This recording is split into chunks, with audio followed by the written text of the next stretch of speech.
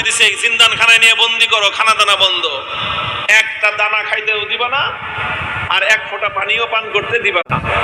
ডাক্তারকে বলে রাখছে নারী পরীক্ষা করতে থাকবি, যখন দেখবি যে একেবারে শেষ মুহূর্ত, এখন খাবার দাবার না দিলে আর বাঁচবে না, ওই সময়ে নিয়ে খাবার দিবি। খাবারটা কি দিবি সেটাও ঠিক করে দিছে, বলছে যে মুসলমানদের ধর্মে যে জিনিস হারাম সেটা দিবি, শুয়োরের গোশত আর মদ মিশানো পানি। আল্লাহকে বললাম যে আল্লাহ তুমি পরীক্ষা করতেছো তোমার বান্দার, যে তোমার বান্দা তোমাকে, তোমার দ্বীনকে, তোমার রাসূলকে, তোমার রাসূলের আদর্শকে কতটা ভালোবাসে, তুমি এটা পরীক্ষা করতেছো।